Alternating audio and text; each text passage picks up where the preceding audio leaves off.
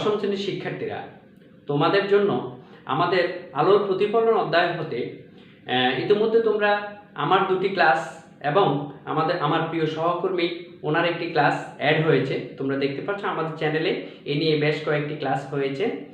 তো আজকে তোমাদের জন্য আলোর প্রতিফলন অংশ হতে একটি সৃজনশীল প্রশ্ন নিয়ে আমি উপস্থিত হয়েছি। আজকে আমরা এই পুরো সৃজনশীলটি তোমাদের সামনে সলিউশন করব। তো চলো আগে আমরা সৃজনশীলটি দেখি। সৃজনশীলটিতে একটি চিত্র আমরা আগে খেয়াল করি। চিত্রটির মধ্যে দেখা যাচ্ছে যে ভেতরের পৃষ্ঠটি এই যে একটি মিরর বা আয়না বা দর্পণ, এই দর্পণের এই বাহিরের পৃষ্ঠটি এখানে পাড়া লাগানো হয়েছে আর ভেতরের পৃষ্ঠটি প্রতিফলক পৃষ্ঠ হিসেবে কাজ করছে। তার মানে এটি কোন দর্পণ হতে পারে? হ্যাঁ, ঠিক ভেবেছ, এটা হচ্ছে অবতল দর্পণ। আর এই অবতল দর্পণটিতে আমরা দেখতে পাচ্ছি যে এটার সেন্টার অফ কার্ভেচার বা বক্রতার কেন্দ্র ইন্ডিকেশন করা আছে। আরেকটা আছে ফোকাস দূরত্ব, প্রধান ফোকাস হচ্ছে এফ, আর ফোকাস দূরত্ব দেওয়া আছে কি 12। তার মানে আমরা এফ স্মল এফ সিএম, তার মানে কত পেয়েছি? 12 সেন্টিমিটার পেয়েছি ফোকাস দূরত্ব। এই সমস্যাটি এখন এই যে আমাদের উদ্দীপকটা আছে, এই উদ্দীপকের উপর নির্ভর করে আমরা এই অংশটা কমপ্লিট করব। তো চলো প্রথমে ক, আমরা জানি এটা জ্ঞানমূলক প্রশ্ন, যে কোনো অংশ হতে পারে। আয়নার মেরু কাকে বলে? মেরু বলতে কি বোঝায় আসলে? হ্যাঁ, আমরা জানি যে গোলীয় দর্পণ হলো দু রকমের, একটা হচ্ছে উত্তল আর একটা হচ্ছে অবতল। আর আমরা এখন যে সমস্যাটি নিয়ে কাজ করছি সেটা একটা অবতলের উদাহরণ। তো উত্তল এবং অবতল দুটি দর্পণেরই আমি দুটি দর্পণ আঁকবো। কয়ের আনসারটি আমরা করছি, কয়ের আনসারটি করার জন্য আমরা বুঝিয়ে কয়ের আনসারটি করছি। তো এই যে দর্পণ, এখন এটার যদি বাহিরের পৃষ্ঠে পাড়া লাগানো হয় তাহলে এটা কি হিসেবে কাজ করবে? অবতল দর্পণ হিসেবে। তো ধরে নিলাম এটার কেন্দ্র, এটা কেন্দ্র, আর এই যে সবচেয়ে উঁচু জায়গাটা মধ্যবিন্দু ধরতে পারো তুমি, এটাকে বলে মধ্যবিন্দু। ঠিক মাঝখান বরাবর আমরা যতটুকু উন্মেষ, দর্পণের ক্ষেত্রে উন্মেষ মানে একটা অংশ আমরা নিয়ে কাজ করব, এটা একটা গোলাকার অংশ, ভিতরে ফাঁপা গোলকের এই আমি যে অংশটা নিয়ে কাজ করছি, যে পৃষ্ঠটা নিয়ে কাজ করব, খেয়াল করো, যদি অবতল হয় সবচেয়ে নিচের বিন্দুটা হবে মানে মধ্যবিন্দুটা হবে মেরু। আর যদি আমি এটার ভেতরের পৃষ্ঠে আমি এটাকে সিলভারিং করি তাহলে এটা উত্তল পৃষ্ঠটি প্রতিফলক হিসেবে কাজ করবে। তাই এটারও একটা মধ্যবিন্দু আছে, এটার যে মধ্যবিন্দুটি সেটি হবে মেরু। তার মানে আমরা মেরুকে পি দ্বারা প্রকাশ করি। এখানে পি মেরু, তাহলে আমরা মেরু বুঝতে আমাদের সমস্যা নেই। চলো আমরা এটার আনসারটি লিখে ফেলি কয়ের। তাহলে আমরা বলবো দর্পণের মধ্যবিন্দুই হলো, দর্পণ বা আয়নার, বিশেষ করে আমরা গোলীয় দর্পণ বলতে পারি, গোলীয় দর্পণের, আমরা এখন গোলীয় দর্পণ নিয়ে কথা বলছি, এবং গোলীয় দর্পণ বা আয়নার মধ্যবিন্দু, কোন বিন্দুটাকে আমরা দেখেছি যে পুল হচ্ছে মধ্যবিন্দু, মধ্যবিন্দুকে পুল বা মেরু বলে, মধ্যবিন্দুকে পুল বা মেরু বলা হয়, মেরু বলে। এই হচ্ছে আমাদের 1 নম্বরের জন্য আমাদের কয়ের উত্তরটি হলো এটি, যে মধ্যবিন্দুটা কোনটা। তাহলে উভয় লেন্সের ক্ষেত্রে, অবতল বা দর্পণের ক্ষেত্রে আমরা দেখেছি যে অবতল দর্পণের সবচেয়ে নিচের পয়েন্টটি, এবং আর উত্তলের ক্ষেত্রে সবচেয়ে উপরের মধ্যবিন্দু যেটা এবং উপরের পয়েন্ট সেটাই। তাহলে ক এর উত্তর। এবার আমরা ক্ষয়ের উত্তর করব। ক্ষয়ে আমরা দেখব যে ক্ষয়ের প্রশ্নটি হলো অবতল দর্পণ একটি অভিসারী দর্পণ, ব্যাখ্যা করো। আচ্ছা, অবতল দর্পণ, এই যে আমাদের এই দর্পণটি অবতল দর্পণ, তাহলে আমরা আরেকবার একটি অবতল দর্পণ এঁকে নিই। এটা আমরা ক্ষয়ের উত্তর করছি। অবতল দর্পণে কে বলা হয় অভিসারী দর্পণ, এটা কেন বলা হয়? তো আমরা আবারও এটার মধ্যবিন্দু চিহ্নিত করি আর পাড়া লাগিয়ে দিই। বাহিরের পৃষ্ঠে পাড়া লাগানো হলো, এখন আমার অবতল দর্পণ হলো। অবতল দর্পণের মধ্যে আমরা একটু খেয়াল করি যে এটা হচ্ছে সি এবং পি, তার মানে প্রধান অক্ষ। প্রধান অক্ষের সমান্তরাল আলোক রশ্মি, অনেকগুলো আলোক রশ্মি আমরা চিন্তা করতে পারি। এই চিন্তা করে এই আলোক রশ্মিগুলো যখন আপতিত হবে কোথায়? দর্পণে। আপতিত হওয়ার পর প্রতিফলিত হবে এই পথে। কোন পথে? প্রধান ফোকাস দিয়ে। ঠিক সেম দ্বিতীয়টি এটাও একই পথে যাবে, ঠিক তৃতীয়টি একই পথে যাবে, চতুর্থটি একই পথে যাবে। এখন প্রায় সবগুলো ঠিক এই বিন্দুটাকে কেন্দ্র করে যাবে, তার মানে এই বিন্দুটাকে ছেদ করে চলে যাবে। এখন এই যে একটা বিন্দুতে মিলিত হয়, তাহলে আমরা জানি যদি আলোক রশ্মি একসাথে, আমরা রশ্মি গুচ্ছ বলতে পারি, আলোক রশ্মিগুলো রশ্মি গুচ্ছ একটা জায়গায় মিলিত হয়, একটা বিন্দুতে মিলিত হয়, এক বিন্দুতে মিলিত হলেই আমরা এটাকে বলবো অভিসারী। তার মানে অবতল লেন্স, অবতল দর্পণ অভিসারী করার ক্ষমতা আছে একটা বিন্দুতে মিলিত করে প্রকৃতপক্ষে, তাই বলা হয় এটি হচ্ছে অভিসারী দর্পণ, এটাকে অভিসারী বলা হয়।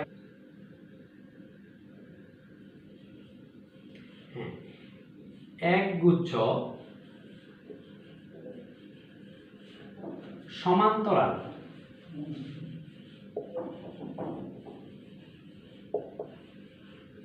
আলোক রশ্মি, হ্যাঁ আলোক রশ্মিগুলো হবে সমান্তরালে যাবে। দূরত্ব প্রত্যেকটা থেকে প্রতিটার দূরত্ব সমান থাকবে, সমান দূরত্ব বজায় রেখে তারা যাবে। আলোক রশ্মি, সমান্তরাল আলোক রশ্মি, একগুচ্ছ সমান্তরাল আলোক রশ্মি অবতল আয়নায়, অবতল দর্পণে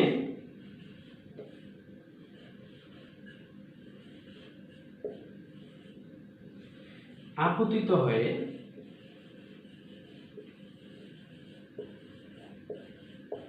প্রথমে আপতিত হবে, আপতিত হয়ে প্রতিফলনের পর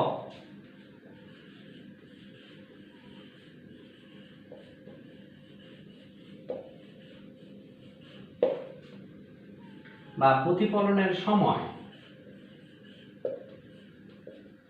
এখন কি হবে? প্রতিফলিত রশ্মিগুলো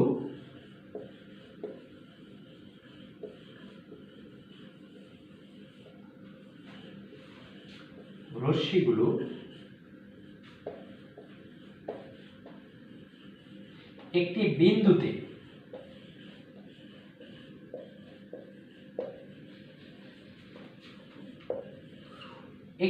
কি হবে? অভিসারিত হবে বা মিলিত হবে।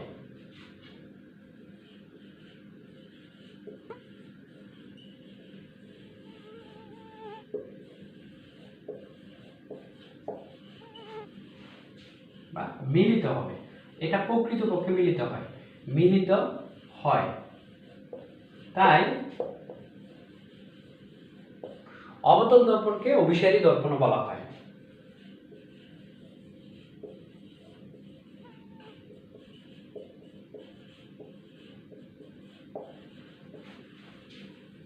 অভিসারী দর্পণ বলা হয়, তাই অবতল দর্পণকে অভিসারী দর্পণও বলা হয় বা অভিসারী দর্পণ বলা হয়। এই হলো অভিসারী দর্পণ বা অবতল দর্পণ। এবার গ নাম্বার, এবার আমরা গয়ের উত্তর করব।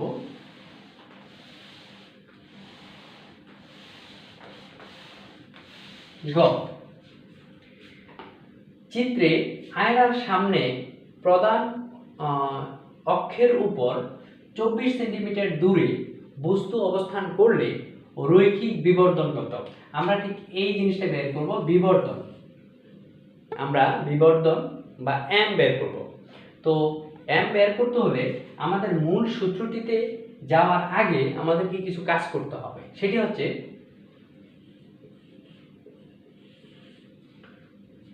চিত্রে আমরা খেয়াল করব চিত্রটিতে আমরা দেখলাম এখানে প্রধান ফোকাস হচ্ছে এফ বিন্দু। এই এফ এবং মেরুর মধ্যে দূরত্ব হচ্ছে 12 সেন্টিমিটার। তার মানে ফোকাস দূরত্ব হবে 12 সেন্টিমিটার। প্রদত্ত চিত্রে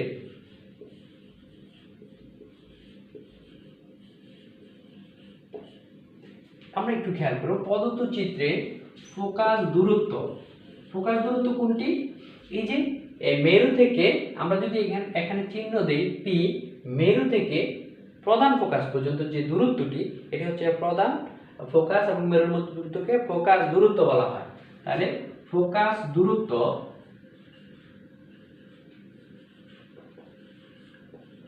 হলো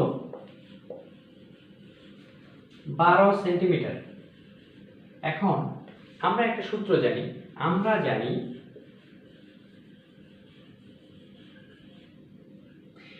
ফোকাস দূরত্ব খেয়াল করবে বক্রতার ব্যাসার্ধের অর্ধেক।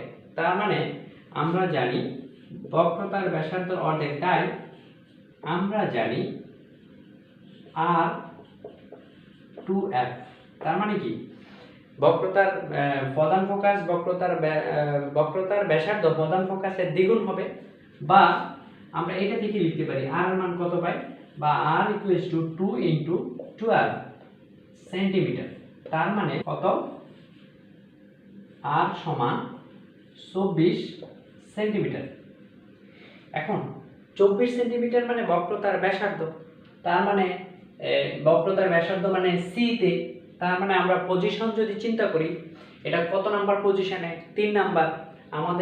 আমাদের নিশ্চয়ই খেয়াল আছে যে আমরা যদি পজিশনটাকে, অসীমে হচ্ছে 1 নাম্বার পজিশন, আর এই বক্রতার কেন্দ্র এবং অসীমের মধ্যে যে দূরত্ব, এটা হচ্ছে 2 নাম্বার পজিশন, আর ঠিক বক্রতার কেন্দ্রে যে পজিশনটা সেটা হচ্ছে 3 নাম্বার পজিশন। আর 3 হলে আমরা জানি বিম্বটা কোথায় হবে, প্রতিবিম্ব অবশ্যই 3 হবে। আর যেহেতু অবতল লেন্স দর্পণ, তাহলে কোথায় হবে, সোজা না উল্টো হবে। এবং আমরা এটাও জানি যে যদি কেন্দ্রের মধ্যে হয়, বিবর্ধকটা আমরা বের করব, কিন্তু তার আগে আমরা কিন্তু জানি এটা, বাট আমরা বের করব। এখন আগে বলা যাবে না, আমরা পরে বের করে দেখি। তাহলে 3 নাম্বার পজিশন হলে বিম্ব অবশ্যই 3 নাম্বারেই হবে। তো চলো আমরা বিম্বের অবস্থানটার আগে আমরা এখানে একটি কাজ করি। আমাদের কত, আর কত, 24। তাহলে আমাদের মূল আমরা আর পেয়ে গেছি, সুতরাং আমরা বলতে পারি, সুতরাং প্রতিবিম্ব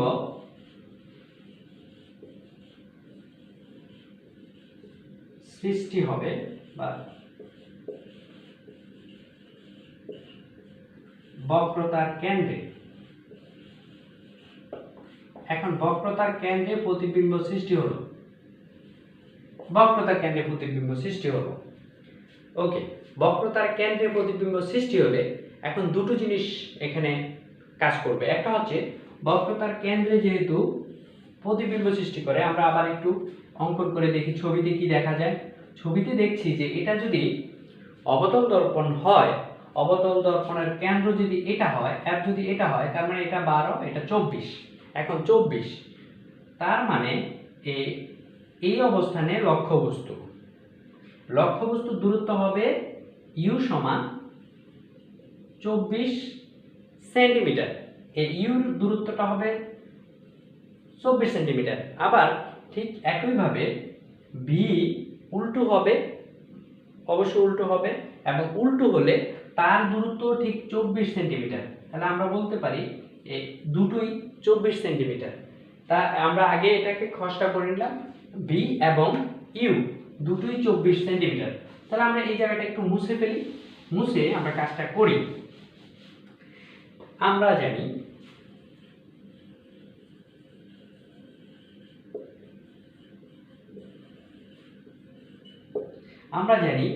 বক্রতার রৈখিক বিবর্ধন m সমান -b/u।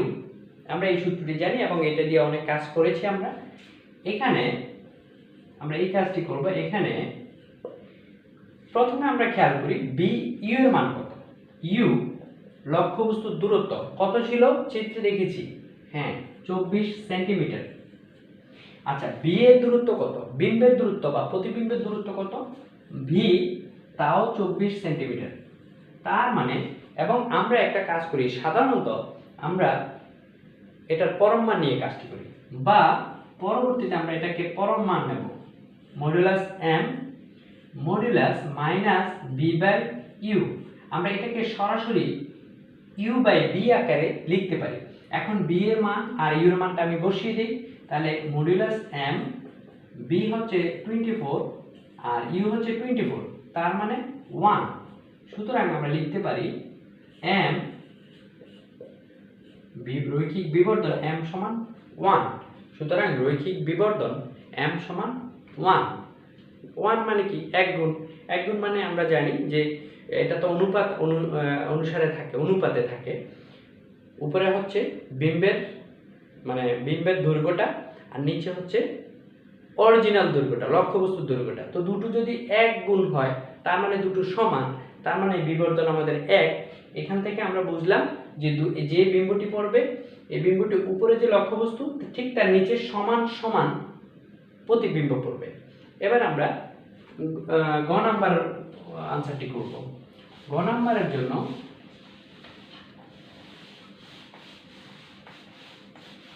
প্রথমত আমরা খেয়াল করব যে প্রশ্নটি হলো চিত্রে আয়নার সামনে 10 সেন্টিমিটার ও 15 সেন্টিমিটার দূরত্বে দুটি বস্তু রাখবে। দুটি বস্তু অবস্থান করলে প্রতিবিম্বে অবস্থান ও প্রকৃতি চিত্র এঁকে বিশ্লেষণ করো। এক্ষেত্রে খুব বেশি বিস্তারিত লেখার দরকার নেই। প্রথমত আমরা প্রথম অংশটি এখানে লিখতে পারি। প্রথম অংশ অর্থাৎ 10 সেন্টিমিটার যখন দর্পণের সামনে 10 সেন্টিমিটার সামনে, আমরা কয়ের উত্তর করছি, দর্পণের 10 সেন্টিমিটার সামনে, 10 সিএম সামনে, এটার জন্য আমরা একটু বের করি। এটার জন্য আমরা চিত্র এঁকে ফেলি, রশ্মি চিত্র এঁকে লিখতে হবে আমাদেরকে। তাহলে আমরা এভাবে রশ্মি চিত্রটা আঁকবো। ধরে নিলাম এটা মেরু পি। এখন এটা হচ্ছে আমরা পারা লাগালাম, এটা হচ্ছে অবতল দর্পণ। অবতল দর্পণের ক্ষেত্রে আমরা সি পেলাম, এটা পেলাম ফুল পি, আর এটা পেলাম সি। এখন 10 আমাদের চিত্রে একটু আমরা যদি খেয়াল করি, এফ হচ্ছে 12 সেন্টিমিটার। আচ্ছা আমরা আরেকটু বড় করে আঁকি, এখানে আঁকি সি, এটা হচ্ছে 12 সেন্টিমিটার, এই জায়গাটা 12 সেন্টিমিটার। 12 সেন্টিমিটার যদি হয় এফ, এখানে 12, তার মানে কি 10 কোথায়, এই এফ এবং পি এর মধ্যে, তার মানে প্রধান ফোকাস এবং এর মধ্যে ধরে নিলাম এই অবস্থানে আছে বস্তুটা, এটা এই অবস্থানে আছে। এবার আমরা একটু খেয়াল করি, এটা থেকে আমরা রশ্মি চিত্র একটু বড় করে যদি আঁকি তাহলে আরো একটু সুন্দর হয়। আমরা একটু বড় করে আগে রশ্মি চিত্রটা এঁকেই ফেলি। আমরা একটু বড় করে রশ্মি চিত্র যদি আঁকি তাহলে আমরা পাই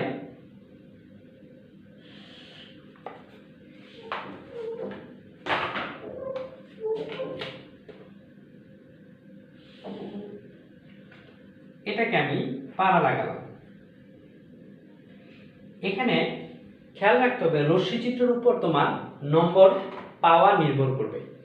তো এটা যদি আমি সি ধরি, এটাকে যদি এফ ধরি, এফ, আর এটাকে ধরলাম সি। এখন এফ এবং পি এর মধ্যে অবস্থান করবে, কারণ 12 সেন্টিমিটার টোটাল, আর আমার যে দেওয়া আছে 12 সেন্টিমিটারের কম অর্থাৎ 10 সেন্টিমিটার। তার মানে 10 হলে এই 12 থেকে একটু সামনে ধরে নিলাম বস্তুটি আমার এটি লক্ষ্যবস্তু, এই আমার এই কলমটি লক্ষ্যবস্তু হতে পারে। আমি এটাকে ঠিক এখানে রাখলাম। ফলে কি হচ্ছে ঘটনাটি, যেহেতু অবতল দর্পণ তাই এটা ব্যাক করবে ঠিক এই পাশ দিয়ে, আর এই পাশ দিয়ে ব্যাক করে, আর এদিকে আমরা তো জানি এই অবস্থানটির কত নাম্বার ছিল মনে আছে, এটা 3 হলে 4 5 6, তার মানে 5 এবং 5 এর পরে, তার মানে 6 এর অবস্থান হলে 6। 6 এর জন্য কি হবে আমরা বলেছিলাম, 6 হলে আমরা জানি এটার যোগফল টোটাল 6 হয়, বা আমরা শুধু তিনটার জেনেছি 3 3 1 5 2 4, 3 3 এই আমাদের পজিশনিংটা। লাস্ট যে পজিশন সেটা হচ্ছে ইকুয়াল 6, 6 এর সাথে কত যোগ করলে হবে মনে আছে? 6, হ্যাঁ 0 যোগ করে, তার মানে এটা এই অবস্থানে প্লাসের দিকে থাকবে না, এটা চলে যাবে বিম্বের অবস্থানটা হবে ঠিক পেছনে, আমরা ঠিক ব্যতিক্রমটা যেটাকে গুরুত্ব দিয়েছিলাম। তার মানে হচ্ছে এখান থেকে এই অবস্থান থেকে সে গিয়ে এদিকে ব্যাক করলো। অপরদিকে এখান থেকে যদি আমি চিন্তা করি যে কেন্দ্র দিয়ে যাচ্ছে এরকম একটা রশ্মি, চিত্র আমরা অঙ্কন করার সময় কেন্দ্র দিয়ে, আবার আমরা দেখলাম ঠিক এখানে গিয়ে মিলেছে বলে মনে হচ্ছে। তার মানে এই যে আমাদের লক্ষ্যবস্তু, এটা এখানে তার প্রতিবিম্ব তৈরি হবে দর্পণের ঠিক পিছনে, তাহলে অবস্থান কোথায়? দর্পণের পিছনে। এবার আমরা এটাকে একটু বড় করে এঁকে দিই। তাহলে এই যে আমাদের লক্ষ্যবস্তুটা কতটুকু ছিল? অনেক ছোট, কিন্তু এখানে কি দেখা গেছে? অনেক বড়।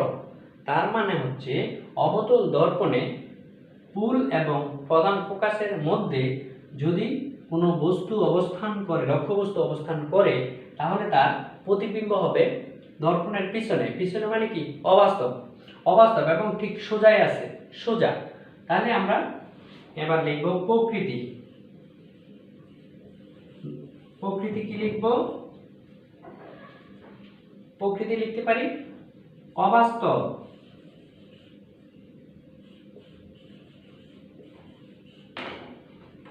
অবাস্তব সোজা।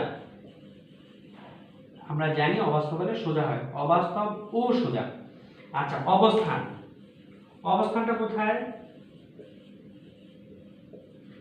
দর্পণের পিছনে, তাহলে দর্পণের পিছনে।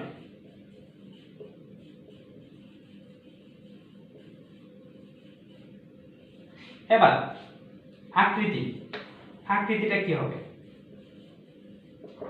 আকৃতিটা হবে আগের যে লক্ষ্যবস্তু ছিল তার চেয়ে বড় না ছোট? বড় হয়েছে। বড় হওয়া মানে কি? বিবর্ধিত হওয়া। তার মানে বিবর্ধিত, ঠিক বিবর্ধিত হয়েছে। আমাদের যে লক্ষ্যবস্তু ছিল তার দৈর্ঘ্য একেবারে বেড়ে গেছে, যদি এটার প্রতিবিম্ব তৈরি অনেক বড় দেখা যাবে। আমরা এটা বলেছিলাম যে ঠিক একটা চামচ তুমি সামনে নিয়ে দেখতে পারো, ঠিক চামচটা যখন সামনে আসবে তখন তোমার যে চেহারাটা সেটা একটু পেছনে একটু বড় দেখাবে, ঠিক এমনটা, আগের চেয়ে একটু বড় দেখাবে। আচ্ছা, এ হচ্ছে প্রথম অংশ। এবার দ্বিতীয় অংশ হচ্ছে 15 সেন্টিমিটার। যদি আমি দর্পণের সামনে নিয়ে আসি, 15 সেন্টিমিটার সামনে হলে কি হবে? অর্থাৎ এটা আমাদের আছে 12 সেন্টিমিটার ফোকাস দূরত্ব। ফোকাস দূরত্ব হচ্ছে 12 সেন্টিমিটার, আর আমাদের এই বক্রতার ব্যাসার্ধ হলো 24 সেন্টিমিটার। তার মানে 24 এবং 12 মাঝখানে হচ্ছে 15। তাহলে আমি বলতে পারি ঠিক এই পজিশনে সে আসছে, তাহলে এই পজিশনে সে 3 আর এই পজিশন হলো 4। তাহলে আমরা বলছিলাম 4 হলে কততে যাবে? 2 4 4 2, তার মানে 2 এ যাবে। 2 কোথায়? বক্রতার কেন্দ্র এবং অসীমের মধ্যে অবস্থিত থাকবে। বক্রতার কেন্দ্র এবং অসীম মানে 1 এবং 3 এর মাঝখানে থাকবে, তার মানে 2 এ থাকবে। তো আমরা লিখতে পারি 2। আচ্ছা, আমরা আবারও একটি অবতল দর্পণ অঙ্কন করব। আবার এটার ক্ষেত্রে একটু সিটা আমি একটু দূরে দিলাম, এফটা এখানে দিলাম। এখন অবস্থান, লক্ষ্যবস্তুর অবস্থান কোথায়? এই পজিশন নাম্বার 4, ঠিক এটাই 4 এ অবস্থান করলো। তার মানে এটা হচ্ছে এফ, এটা হচ্ছে সি, আমাদের অবস্থান হবে 4 এ। যদি 4 এ হয়, শুধু ব্যতিক্রম ছিল প্রধান ফোকাস এবং পুলের মধ্যে যদি থাকে তাহলে সেটা অবাস্তব হয়। আর এখন যেটা আমরা চিন্তা করব, এটা কি বাস্তব হবে না অবাস্তব হবে? দেখি তোমরা আগে একটু বলো। আচ্ছা, এটার জন্য আমরা এটাকে আগে পাড়া লাগালাম, অর্থাৎ এটা হলো অবতল দর্পণ। তো অবতল দর্পণের ক্ষেত্রে আপতিত রশ্মি আপতিত হলো, হওয়ার পর এটি প্রধান ফোকাস দিয়ে চলে আসবে, প্রধান ফোকাস দিয়ে চলে আসলো। এখন আরেকটা খেয়াল করো, যদি আমরা চিন্তা করি যদি এটা কোন অংশ দিয়ে, আমরা কি সি দিয়ে নেব? তাহলেও পারে, একই কথা। আবার যদি না প্রধান ফোকাস দিয়ে যদি যায় তাহলে কোন দিক দিয়ে আসবে? প্রধান ফোকাস দিয়ে গেলে আমরা জানি ঠিক এটার সমান্তরালে চলে আসবে। হ্যাঁ, আমাদের অঙ্কনের ক্ষেত্রে এই জায়গাটি একটু বাঁকা হয়েছে, তাই আমরা একটু ঠিক করে নিচ্ছি। ঠিক এইভাবে এসে এই 4-এ এসে মিলিত হবে, 3-এর পরে এসে মিলিত হবে। 3-এর পরে তার মানে আমাদের পজিশন নাম্বার 2, তো পজিশন নাম্বার এটা হচ্ছে 3, এটা হচ্ছে 2, তার মানে ঠিক আমাদের এটা নিচে হয়েছে। আমরা যদি সঠিকভাবে চিত্র অঙ্কন করতে পারি তাহলে ঠিক আর একটু সামনে বা এই অবস্থানে দেখাবে। তার মানে আমাদের এখন অবস্থান নাম্বার 1 পার হয়ে 2-তে এসে একটা বিম্ব তৈরি হয়েছে। তো বিম্বটির অবস্থানটা আমরা চিন্তা করি, অবস্থান, এবার আবার প্রকৃতি, অবস্থান, আকৃতি। আচ্ছা, যদি এখন আমি অবস্থান লিখি তাহলে অবস্থান আমরা বের করব, অবস্থান আমরা বের করব, প্রকৃতি আমরা বের করব, আকৃতি,